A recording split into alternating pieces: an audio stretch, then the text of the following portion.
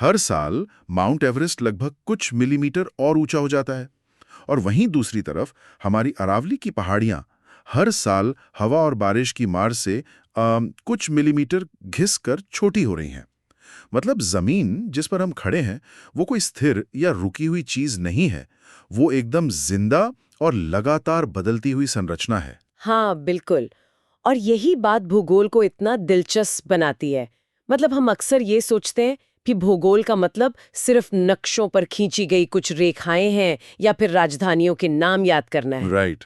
अक्सर स्कूल में यही लगता था। है ना? लेकिन अगर ध्यान से देखा जाए तो ये भौतिक भूगोल, ये पहाड़, ये नदियां, ये मैदान असल में मानव सभ्यता के सबसे बड़े आर्किटेक्ट हैं। इन्होंने ही तय किया है कि हम कहाँ बसेंगे, क्या खाएंगे और हमारी संस्कृतियों का विकास कैसे होगा। एग्जैक्टली। और आज की हमारी इस गहन चर्चा का मुख्य विषय यही है। हमने स्रोत के रूप में एनसीईआरटी के भूगोल के एक बेहद अहम अध्याय को लिया है, जो पृथ्वी के विभिन्न स्थल रूपों यानी लैंडफॉर्म्स पर बात करता है। बिल्कुल। आज का हमारा मिशन ये समझना है कि पर्वत, पठार और मैदान केवल पत्थर और मिट्टी के ढेर नहीं हैं, बल्कि ये मानव जीवन की पूरी पटकथा लिखते हैं। वैसे इस चर्चा की शुरुआत करने के लिए मुझे अथर्ववेद के भूमि सूक्त का वो विचार बहुत सटीक लगता है। हाँ, वो बहुत इंटरेस्टिंग है। जहाँ पृथ्वी को माता और मनुष्य को संतान कहा गया है। उसमें पृथ्वी की विविध ऊंचाइयों, ढलानों और समतल भूमि की वंदना की गई है। और ये साबित करता है कि हजारों साल पहले भी लोग अपने आसपास के परिदृश्य को, मतलब लैंडस्केप को, सिर्फ एक निर्जीव वस्तु नहीं बल्कि जीवन देने वाली एक सक्रिय शक्ति मानते थे। सही बात है। वे समझते थे कि हर ढलान और हर मैदान का अपना एक विशिष्ट उद्देश्य है। तो चलिए इस परिदृश्य की सबसे ऊंची और सबसे नाटकीय संरचनाओं से इस चर्चा को आगे बढ़ाते हैं, यानी पर्वत। पर्वत। और यहाँ मैं उस पुराने घिसे-पिटे तरीके से बात नहीं करना चाहता कि पहाड़ ऊंचे होते हैं और नीचे चौड़े होते हैं, बल्कि उस मैकेनिज्म को समझते हैं जो उन्हें बनाता है। जब मैं स्रोत पढ़ रहा था तो मुझे सबसे दिलचस्प बात यह लगी कि पहाड़ों की भी अपनी एक उम्र होती है। अरे बिल्कुल। मतलब हिमालय एक बहुत ही युवा पर्वत है, जबकि अरावली काफी बुजुर्ग है। ये भूविज्ञान का ना सबसे खूबसूरत पहलुओं में से एक है। हिमालय जैसे युवा पर्वत अभी भी बन रहे हैं। अभी भी? हाँ, अगर हम इसके पीछे के विज्ञान को देखें तो ये टेक्टोनिक प्लेट्स के टकराव का नतीजा है। अगर हम इमेजिन करें कि दो बहुत बड़ी और भारी गाड़ियां बेहद धीमी गति से, मतलब करोड़ों सालों से? हाँ, करोड़ों सालों से एक दूसरे से टकरा रही हैं, तो जब वे टकराती हैं तो जमीन का जो हिस्सा बीच में फंसता है वो दबाव के कारण ऊपर की तरफ मुड़ जाता है। अच्छा। बिल्कुल किसी दुर्घटनाग्रस्त कार के बोनेट की तरह। यही कारण है कि हिमालय आज भी ऊपर उठ रहा है और उसकी चोटियां इतनी नुकीली हैं। अरे वाह, ये तो एक स्लो मोशन कार क्रैश की तरह है। एग्जैक्टली। ये वाकई एक अद्भुत छवि है, और इसी वजह से दुनिया की सबसे ऊंची चोटी माउंट एवरेस्ट, जो 8,848 मीटर है, वो हिमालय में है। मुझे ये भी बहुत पसंद आया कि स्थानीय लोग इस भूगोल को कैसे देखते हैं। हाँ, वो बहुत सांस्कृतिक पहलू है। तिब्बती लोग इसे चोमोलुंगमा कहते हैं, जिसका अर्थ है जगत जननी। राइट। और नेपाली इसे सागर माथा यानी आकाश की देवी मानते हैं। इसके अलावा हमारे पास कंचनजंगा है, यूरोप में एल्प्स का मोंट ब्लैंक है, दक्षिण अमेरिका के एंडीज का अकोंकागुआ है और दक्षिण भारत का अनाईमुडी शिखर है। लेकिन दूसरी तरफ अरावली जैसे बुजुर्ग पर्वत हैं, वहां क्या हुआ? उनका स्लो मोशन क्रैश रुक गया क्या? तो अरावली कभी हिमालय जितने ही विशाल रहे होंगे। अच्छा। हाँ, लेकिन समय के साथ लाखों करोड़ों सालों तक हवा, बारिश और नदियों ने एक रेगमाल, मतलब सैंडपेपर की तरह काम किया। पानी जब चट्टानों की दरारों में जाता है और सर्दियों में जमता है तो वो फैलता है। ओके। इस फैलाव से चट्टानें टूटती है। तो इस लगातार होने वाले अपरदन यानी इरोजन की प्रक्रिया ने अरावली के नुकीले शिखरों को घिसकर गोल कर दिया है और उनकी ऊंचाई काफी कम कर दी है। तो मतलब युवा हिमालय एक ऊर्जावान और अस्थिर किशोर की तरह है, जो अभी भी बढ़ रहा है। बिल्कुल। जबकि अरावली एक शांत और समझदार बुजुर्ग की तरह है जिसे समय ने गोल और विनम्र बना दिया है। बहुत ही सटीक तुलना है। खैर, ये तो हुई श्रृंखलाओं की बात, लेकिन स्रोत में किलिमंजारो का भी जिक्र है जो पूर्वी अफ्रीका में है। हाँ, किलिमंजारो। ये किसी लंबी पर्वतमाला का हिस्सा नहीं है बल्कि एक बिल्कुल अकेला खड़ा पहाड़ है। ये कैसे संभव है कि जमीन के बीचों बीच अचानक एक पहाड़ पैदा हो जाए, मतलब बिना किसी प्लेट के टकराए? किलिमंजारो का निर्माण टेक्टोनिक प्लेटों के उस टकराव से नहीं हुआ जिसकी हमने अभी बात की। किलिमंजारो मूल रूप से एक ज्वालामुखी है। ओहो, अच्छा। इसे धरती की सतह पर मौजूद एक विशाल वॉल्व की तरह समझा जा सकता है। धरती के अंदर मौजूद पिघला हुआ मैग्मा जब सतह को फाड़कर बाहर निकलता है और फिर ठंडा होकर जमता है तो वो एक पहाड़ का रूप ले लेता है। कई बार लगातार लावा निकलने से ये प्रक्रिया बार बार होती है और इस तरह वो एक अकेला और बेहद ऊंचा शिखर बन जाता है। तो ये धरती के अंदर के दबाव का एक तरह से रिलीज पॉइंट है। बिल्कुल। अब अगर हम पहाड़ों पर इंसानी जीवन की बात करें तो विज्ञान कहता है कि ये आसान नहीं है। वहाँ का पर्यावरण बहुत कठोर होता है। बहुत ज्यादा। वनस्पतियों ने भी खुद को इसके अनुसार ढाला है। जैसे चीड़ और देवदार के पेड़ शंकुधारी यानी कोनिफरस होते हैं। हाँ। और उनकी वो नुकीली संरचना कोई इत्तेफाक नहीं है, वो एक बायोलॉजिकल अडेप्टेशन है। कैसे? अगर पहाड़ों पर चौड़े पत्तों वाले पेड़ होंगे तो सर्दियों में उन पर भारी बर्फ जम जाएगी जिससे उनकी डालियां टूट सकती हैं। राइट। शंकुधारी पेड़ों की ढलान वाली शाखाओं से बर्फ आसानी से फिसलकर नीचे गिर जाती है। और इंसानों ने भी प्रकृति से ये स्लाइडिंग या ढलान वाला विज्ञान सीखा है।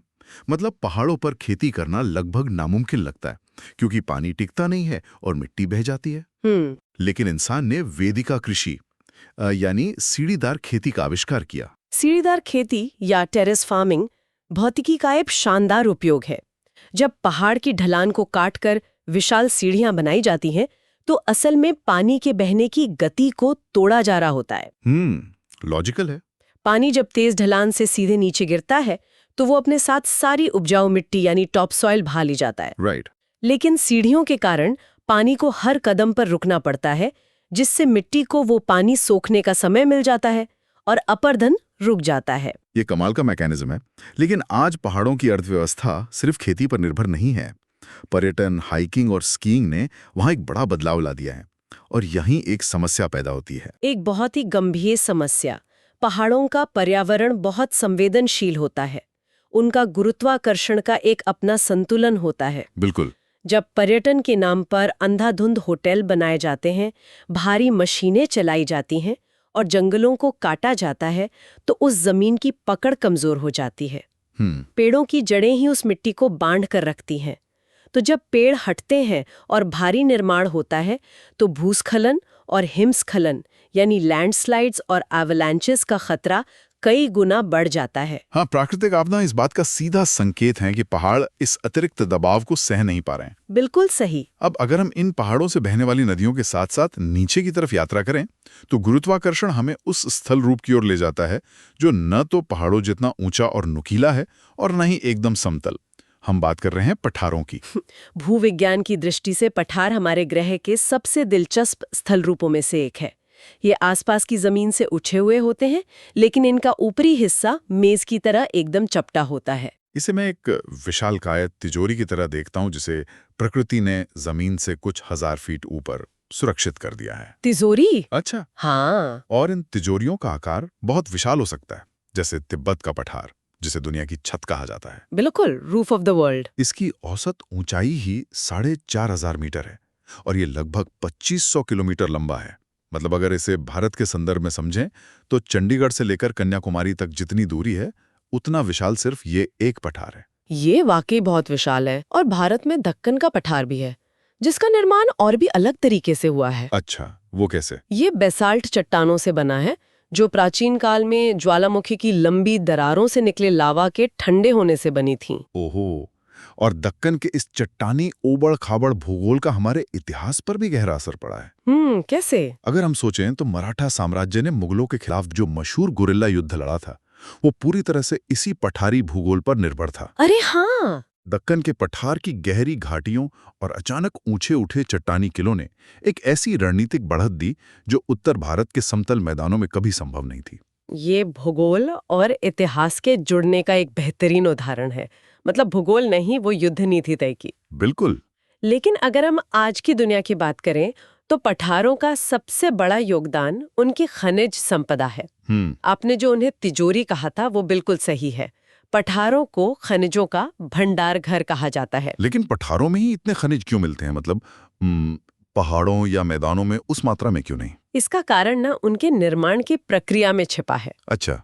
जो पठार ज्वालामुखी गतिविधियों या जमीन के अंदर की पुरानी चट्टानों के ऊपर उठने से बने हैं, वे अपने साथ पृथ्वी के गर्भ से भारी तत्व लेकर आते हैं। ओके। लाखों सालों तक जब ये मैग्मा धीरे धीरे ठंडा होता है तो सोना, लोहा, हीरा और मैंगनीज जैसे खनिज एक जगह पर केंद्रित हो जाते हैं। समझ गया? इसीलिए पूर्वी अफ्रीका का पठार सोने और हीरे के खनन के लिए दुनिया भर में प्रसिद्ध है, और भारत का छोटा नागपुर का पठार लोहे और कोयले के लिए जाना जाता है। यही कारण है कि वहां की जमीन चट्टानी होने के बावजूद और खेती मुश्किल होने के बावजूद इंसान वहां डटा हुआ है। मतलब सिर्फ खनिजों के लालच में? बिल्कुल। खनन ने वहां की पूरी अर्थव्यवस्था का ढांचा तैयार किया है। राइट। और एक और खूबसूरत चीज जो पठार हमें देते हैं वो है जलप्रपात यानी वाटरफॉल्स। अरे हाँ। जब नदियां पठार के एकदम चपटे और कठोर किनारे पर पहुंचती हैं और वहां से अचानक नीचे घाटी की तरफ गिरती हैं तो विशाल जलप्रपात बनते हैं। अफ्रीका में जाम्बेजी नदी पर स्थित विक्टोरिया फॉल्स इसका एक शानदार उदाहरण है। बिल्कुल। या फिर हमारे मेघालय में नोहकालिकाई फॉल्स, जहां पानी सीधे 340 मीटर की ऊंचाई से नीचे गिरता है। और ये जलप्रपात केवल देखने में ही सुंदर नहीं होते, इतनी ऊंचाई से भारी मात्रा में गिरने वाले पानी में अद्भुत काइनेटिक एनर्जी होती है। गतिज ऊर्जा। हाँ, इसी ऊर्जा का उपयोग टरबाइन घुमाने और पनबिजली बनाने में किया जाता है, जो हमारे उद्योगों को चलाती है। तो पहाड़ पानी को इकट्ठा करते हैं और पठार उस पानी से ऊर्जा बनाते हैं। बहुत सही कहा। लेकिन ये पानी और नदियां यहाँ रुकती नहीं हैं, वे लगातार उन चट्टानों को घिसती रहती हैं। अब वे नदियां उन पहाड़ों और पठारों से अपने साथ लाखों टन बारीक पत्थर, रेत और गाद लेकर नीचे की ओर बढ़ती हैं। और जब ये सारा मलबा एक समतल जगह पर बिछा दिया जाता है तो निर्माण होता है पृथ्वी के सबसे घनी आबादी वाले स्थल रूप का, यानी मैदान। ये एक बहुत ही लंबी भूवैज्ञानिक प्रक्रिया है। मैदान आमतौर पर समुद्र तल से 300 मीटर से कम ऊंचे होते हैं। ओके। जब नदियां पहाड़ों से नीचे आती हैं तो उनकी गति बहुत तेज होती है, लेकिन समतल इलाके में आते ही उनकी गति धीमी हो जाती है। जाहिर है। पानी की गति कम होने के कारण नदियां अपने साथ लाया गया सारा भारी मलबा यानी जलोढ़ वहीं बिछाने लगती हैं। और यही जलोढ़ मिट्टी यानी एलुवियल सॉइल कृषि के लिए एक जादू की तरह काम करती है। बिल्कुल जादू ही है। इसमें खनिजों का संतुलन और पानी सोखने की अद्भुत क्षमता होती है। यही वजह है कि मैदान सभ्यताओं का पालना बने हैं। भारत के गंगा के मैदान का ही उदाहरण लें। ये इतनी उपजाऊ जमीन है कि सिर्फ इस एक इलाके में 40 करोड़ से अधिक लोग रहते हैं। भारत की 1/4 आबादी। राइट। यहाँ चावल, गेहूं, कपास और जूट की इतनी भारी पैदावार होती है कि यह पूरे देश का पेट भरता है। सिर्फ खेती ही नहीं, मैदानों ने इंसान को इंफ्रास्ट्रक्चर विकसित करने का सबसे बेहतरीन मौका दिया। वो कैसे? पहाड़ को काटकर रेल की पटरियां बिछाना बहुत महंगा और खतरनाक है। हाँ, वो तो है। लेकिन समतल मैदानों पर सड़कों का जाल बिछाना, बड़े बड़े शहर बसाना और कारखाने लगाना बहुत आसान था। नदियों ने इसमें दोहरी भूमिका निभाई। वे केवल सिंचाई के लिए पानी नहीं दे रही थीं, बल्कि पुराने समय में वे परिवहन के सबसे बड़े हाईवे थे, जिनसे नौकाओं के जरिए भारी व्यापार होता था। और इस आर्थिक विकास के साथ साथ मैदानों में गहरी सांस्कृतिक और धार्मिक जड़ें भी पनपीं। नदियों के किनारे बसे शहर, विशेषकर वे जगहें जहां नदियां मिलती हैं, जिन्हें हम संगम कहते हैं, वहां हमारे कई पवित्र स्थल विकसित हुए। सच है। इन सब कारणों से ये माना जाता है कि पृथ्वी पर मानव जीवन के लिए सबसे अनुकूल और सबसे आसान जगह मैदान ही है। मैं यहाँ थोड़ा असहमत हूँ। अच्छा, क्यों? हम अक्सर मानते हैं कि मैदानों में जीवन सबसे आसान है, क्योंकि वहाँ जमीन समतल है और फसलें आसानी से उगती हैं। अगर हम कुछ 100 साल पीछे जाएं, तो ये बात पूरी तरह सच थी। लेकिन आज की स्थिति को देखिए। अगर मैदान इतने ही आसान होते, तो आज सबसे ज्यादा संकट भी वहीं मंडरा रहा होता।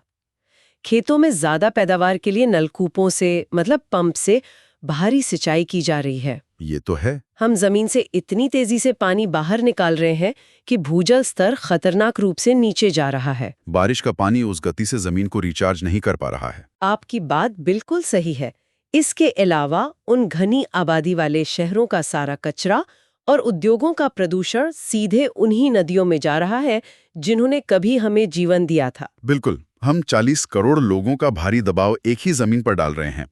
तो क्या अब मैदानों को सबसे तनावग्रस्त स्थल रूप नहीं माना जाना चाहिए? मुझे लगता है कि इस आसानी ने ही इस जगह को सबसे ज्यादा नाजुक बना दिया है। यह एक बहुत ही विचारणीय दृष्टिकोण है। हम उस जमीन को हल्के में ले रहे हैं जो हमारा पेट भरती है। राइट। ये दिखाता है कि तकनीक ने हमारी भूख तो बढ़ा दी है, लेकिन जमीन की क्षमता असीमित नहीं है। अगर हमने पानी और मिट्टी का वैज्ञानिक ढंग से प्रबंधन नहीं किया तो यह उपजाऊ मैदान एक दिन बंजर भी हो सकते हैं। और जब बंजरपन या पानी की पूरी तरह कमी की बात आती है तो हमारी ये यात्रा हमें प्रकृति के सबसे चरम और कठिन स्थल रूप की ओर ले जाती है। मरुस्थल। मरुस्थल का नाम सुनते ही दिमाग में रेत के टीले, ऊंट और चिलचिलाती धूप की तस्वीर आती है। हाँ बिल्कुल। लेकिन भूविज्ञान में मरुस्थल की परिभाषा केवल गर्मी से तय नहीं होती। इसकी असली परिभाषा है शुष्कता, यानी बारिश या नमी की अत्यधिक कमी। यही कारण है कि स्रोत स्पष्ट करता है कि अफ्रीका के सहारा और भारत के थार जैसे गर्म मरुस्थल तो हैं ही, लेकिन एशिया का गोबी मरुस्थल और हमारा अंटार्कटिका ठंडे मरुस्थल की श्रेणी में आते हैं। बिल्कुल, कोल्ड डेजर्ट्स। वहां पानी तो है, लेकिन वो बर्फ के रूप में जमा हुआ है जिसका पौधे या जानवर इस्तेमाल नहीं कर सकते। और इन्हीं चरम परिस्थितियों में हम जीवन का सबसे बड़ा चमत्कार देखते हैं। मरुस्थल बंजर जरूर है, लेकिन वे मृत नहीं है। वहाँ के वनस्पति और जीव जंतुओं ने जीवित रहने के लिए अद्भुत मैकेनिज्म विकसित किए हैं। मैंने कहीं पढ़ा था कि कुछ खास मरुस्थलीय बीटल होते हैं जो सुबह की धुंध से अपने शरीर पर ओस की बूंदें जमा करते हैं। अरे हाँ। और फिर ढलान से उस पानी को अपने मुंह तक ले जाते हैं। ये प्रकृति की इंजीनियरिंग है। बहुत ही कमाल की इंजीनियरिंग है। और इंसान ने भी प्रकृति से बहुत कुछ सीखा है।